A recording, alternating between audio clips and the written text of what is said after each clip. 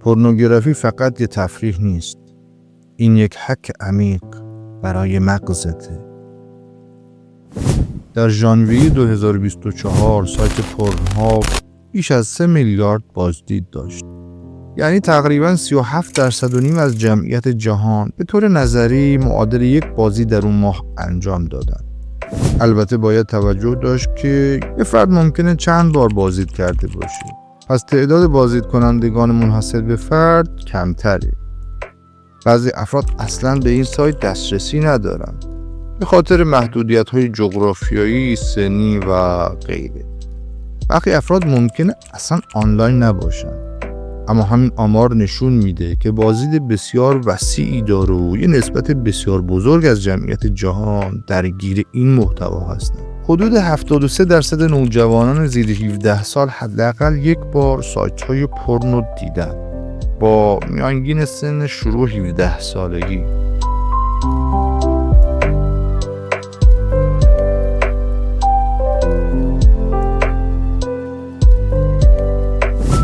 تأثیر پورنوگرافی بر مغز و سیستم پاداش به چه صورتی هستش؟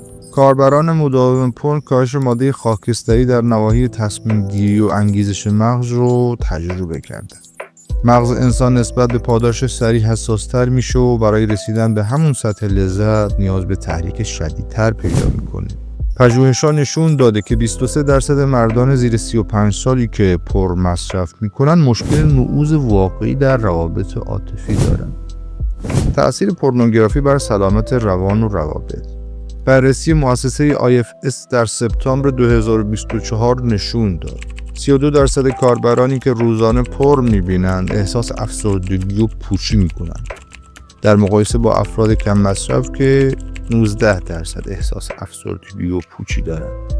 36% افراد مصرف کننده روزانه پورن احساس تنهایی قوی دارند، در برابر 20% کسایی که به ندرت سراغش میرن.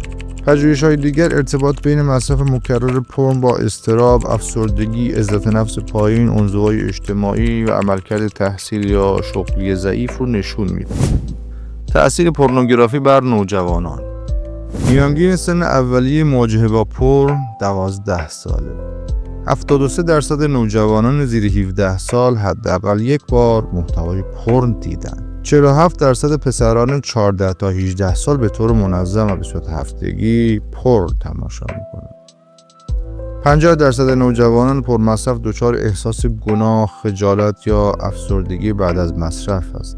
28% نوجوانان بین 15 تا 18 سال اعتراف کردند که تصورشون از رابطه جنسی تحت تأثیر پورن شکل گرفت. نوجوانانی که بیش از 2 بار در هفته پورن می‌بینند 3 برابر بیشتر از سایرین دچار اضطراب و بی‌اعتمادی در روابط واقعی میشن. مصرف مکرر پورن در نوجوانان با افزایش تمایل به تقلید رفتارهای پرخطر جنسی مرتبطه. بیش از 1 نفر از هر 10 نوجوان علائم اعتیاد رفتاری به پورن دارند.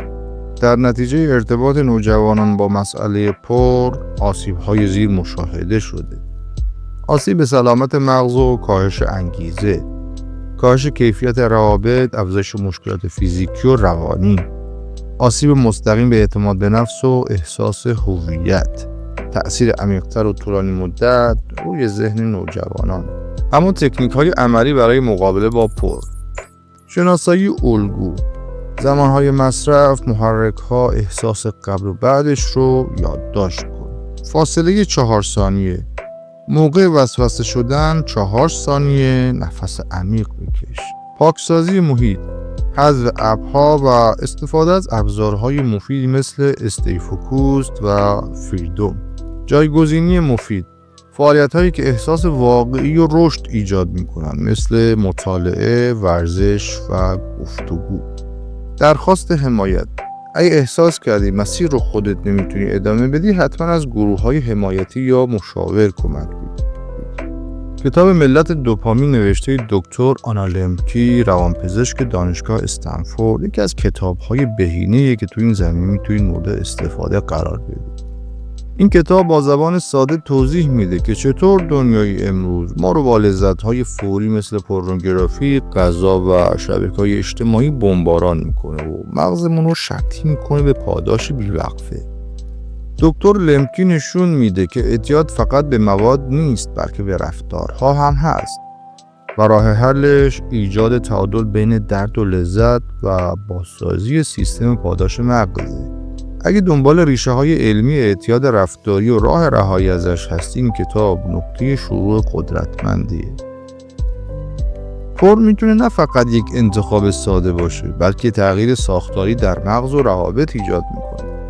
مشکلاتش هم از احساسات روانی تا عملکرد روزمره و روابط واقعی گسترده است. با شناخت، مدیریت محیط و جایگزین سالم میتونی کنترل دوباره بر ذهن و زندگی داشته باشی.